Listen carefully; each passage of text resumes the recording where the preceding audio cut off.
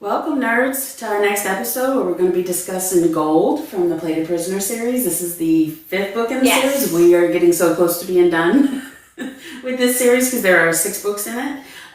This book was intense. This whole series was. Yeah. Raven Kennedy does trauma really well. Yes. And this series was up and down, heart-wrenching. You get a win, you get a loss, and now we're in book 5, which it's coming to.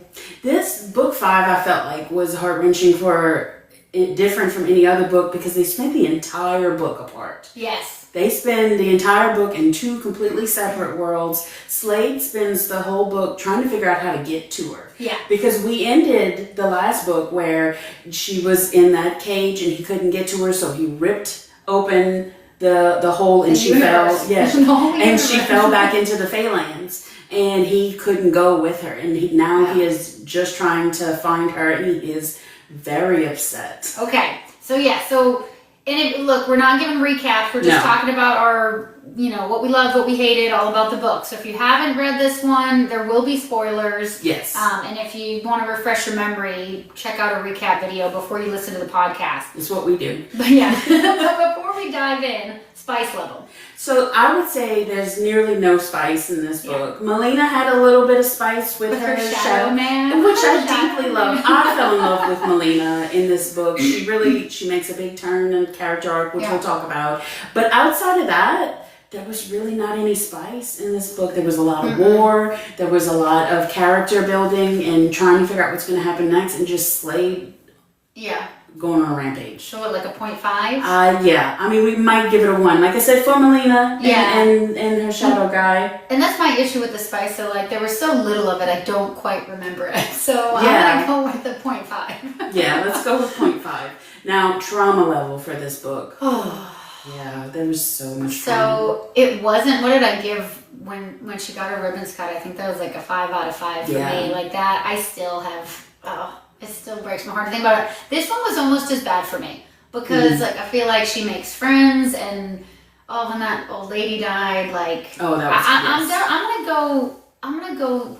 So 3.5 or 4 for me on trauma level. Okay, so Oren goes through a lot in this book. Also, she goes through a lot in every book. Slade goes through I might never find her. He's just gonna rip the whole. His heart is rotting through most of this book. And Ostrich. But Rissa, that's what I was about to say.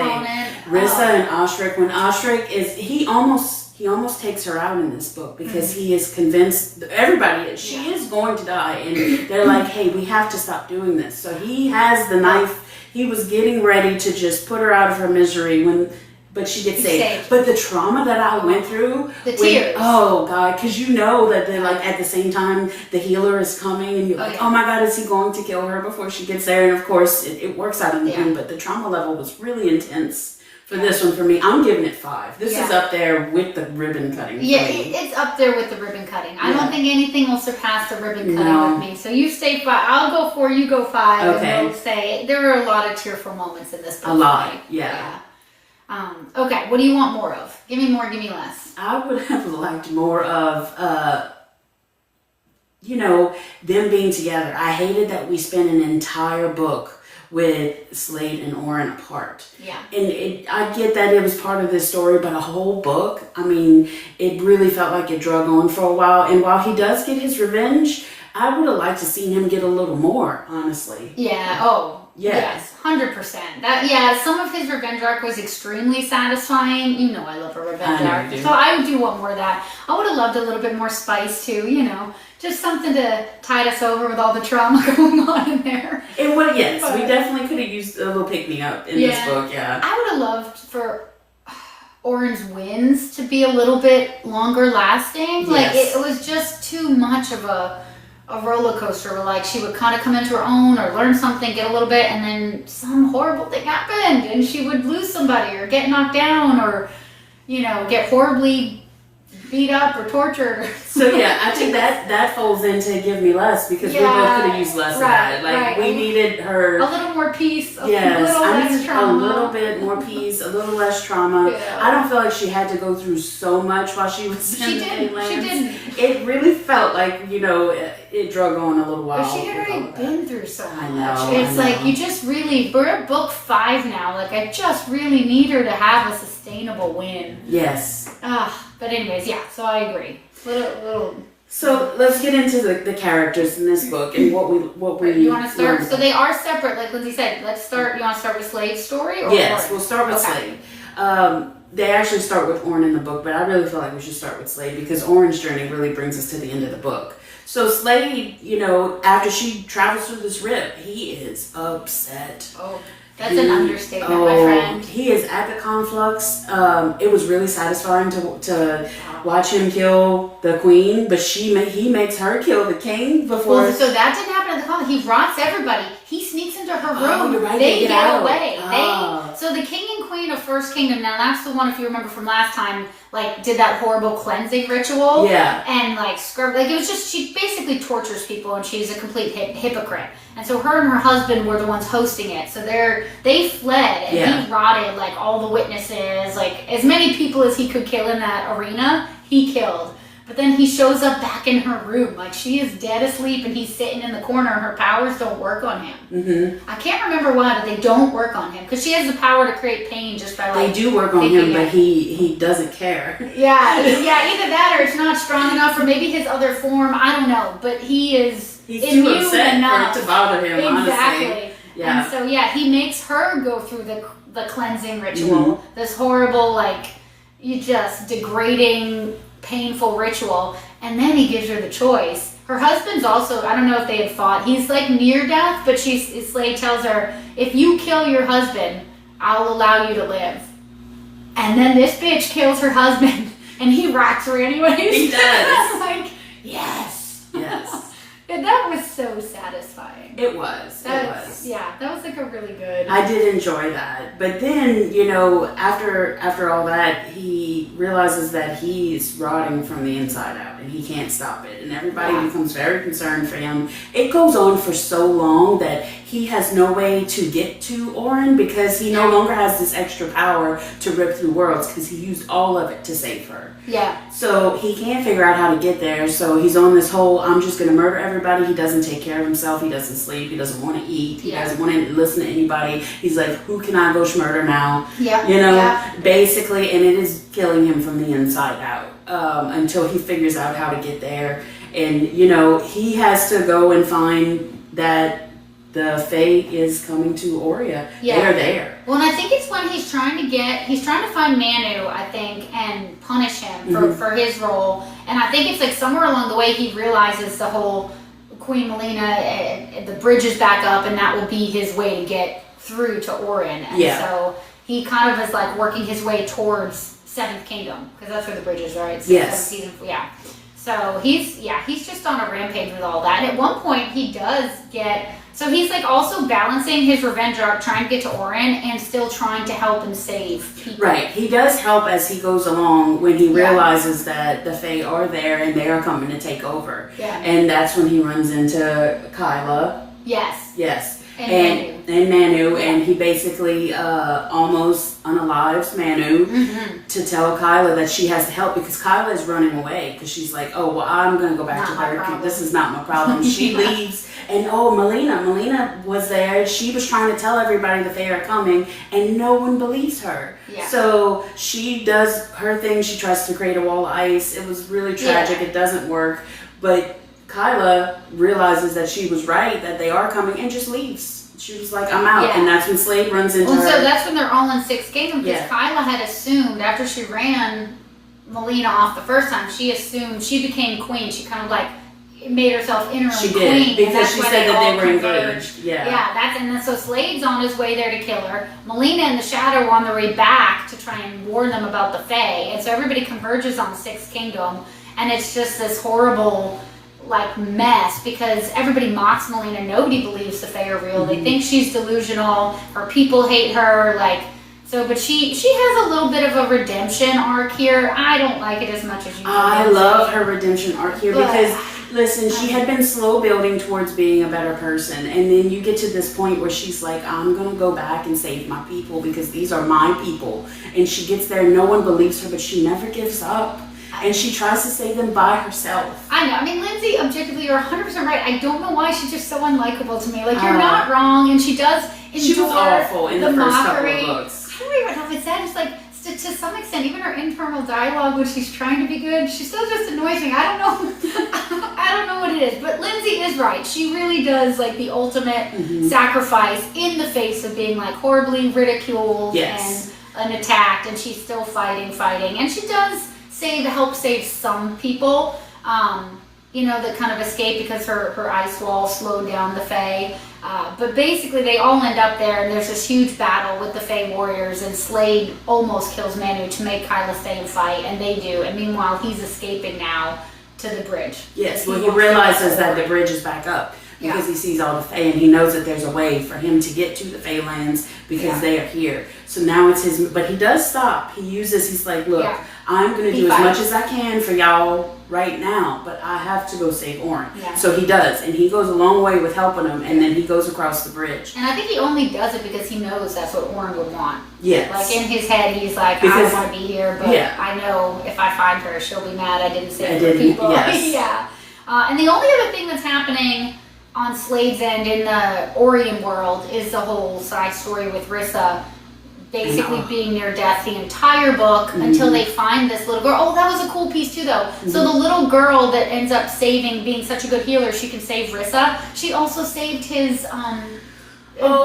His dragon thing. Yeah, you find out at the end of this book because you're so heartbroken at the end of 4 because he has to abandon the dragon to get to the conflux, and we all just assume that he's dead. But you find out later this little girl actually saved the dragon. Well, it's not his dragon, it's his griffin. Because his dragon is a different thing at the end of the next book. So we can't call it a dragon. Correct. But so, his little flying buddy that he has, she saves him, and then she's making her way to Sixth Kingdom. So you realize that there is an opportunity here for Rissa to be saved. Yeah. And you're waiting for it. But Osric is going through it at the castle because he's just watching her, and he's so heartbroken, and he can't give up hope until he does. Yeah. And then he's like, okay, well, this is terrible for her, and I can't continue to do this, so I'm gonna put her out of her misery. And the girl is getting to the castle. She's coming up the stairs, and he's right there with her. And I was on the edge of my seat, tears. She brings us to the brink. She does. She does. Raven Kane, that is one thing she does well. She will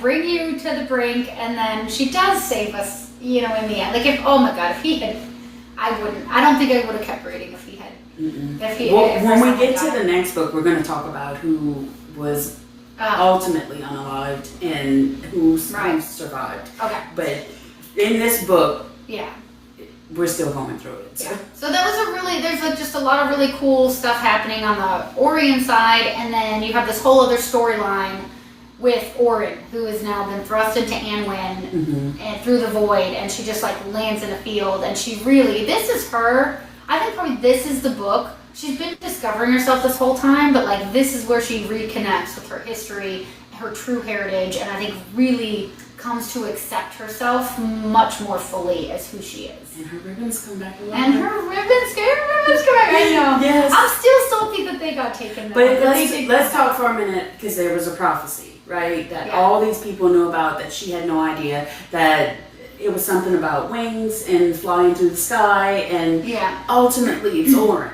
She was prophesized to come back, and you find out that she's a part of the Turley family, who used to be in power in the Faelands until the Breaker and the Evil King, the Stone King. Yeah, the Stone King took over. And so she is the only living family member. Everybody thought that she had also not survived, but she had actually been thrown into the human land. Right. So you find out that she's all fake. Yeah, you find out, I think you basically get the rest of the pieces of her backstory, not all up front, but by the end of this book, you know how she got into Oria, you get her entire backstory of what actually happened to her and her family, how they were thrust out of power, and why they're so desperate to keep her It's a really good backstory. Yeah. But we have to talk about her little old lady, Estrella. Yeah, so she lands in this field and it's just these people kind of take her in. She happens to land in a place that is just, they're truly Turley supporters. Yes. So it's basically like, there's this contingent of rebellion and people who still support the old king no matter what. They're loyalists, I guess, for lack of a better term. Right. And so she's lucky enough, they scoop her up in the field, they treat her because she's like, I think broke her ankle. She's like hurting. And so they bring her back to like kind of stabilize her. And this little old lady is so fierce and befriends her. And when they're trying to help her escape ultimately a few weeks after her recovery, she ends up fighting the stone soldiers in the middle of the town. And she goes beast mode. She's absolutely brilliant in this fight and like really comes back, takes her power back. But poor little old lady gets stabbed. She does, and she was such a cool little character. And again, Raven Kennedy just loves to rip us apart. Like, you didn't have to kill her. You didn't have to. We didn't have to unalive her. Story. We didn't have to. But we did. But at this point, she then finds out she has a distant cousin, her only family member who has survived. Wick, yeah. Wick. And he has actually been leading the rebel forces. And Wick has a big part to play in the rest of this because he helps her, but he doesn't trust her in the beginning at all. And he's like, I don't know why we need you. Well, and you find out too, he feels like he had betrayed her. They have their own whole backstory about they were so close as children. And then when she ends up getting kind of taken and kidnapped and thrust into Oria, he had kind of like, I think he has his own guilt that he's working through with like that dynamic of their relationship. Yes. But there's that he's a good guy. Yeah, he is a good guy. In the end, he's a good guy. He is fighting for the right things, and he does help her. They have to go through it first, though. But we have a little cast of characters here that helps her out. Because one of my favorite characters pops up in this book to the end, and that is her little friend who can like change Emily. I loved Emily. She's like a she's a fae that has the ability to shapeshift or change her appearance, and yeah, you do meet a new kind of cast of characters now that we're in Anwen, and they really are, you get attached to all of them. Yeah. So that's, kind of a nice piece for her, and they're her people, she's really never had friends, supporters, but all of these people just rally around her, and I really think that helps her kind of come into her own. Well, and I think it freaks her out a little bit. Yeah, for sure. That she's like, this is a lot. I just fell through the sky. But so she gets her ribbons actually start moving again in this one. She gets friends for the first time that she didn't have to have a horrid relationship first with. Because while her and Rissa are friends, like they didn't start out like that. No. So she falls into this land, and some people are really nice to her, and some people are trying to kill her. So a lot is happening. But she starts to take back her power. She ends up like willingly, even while she resists. She doesn't want to be queen. She doesn't want to claim her throne in the beginning. But she ends up wanting to help the rebels because she feels like they're doing the right thing. And so this is when I think her story starts to really, towards the end of the book, they go on this mission. They hear about these Orions being held in the Breaker's home. So that's Slade's dad.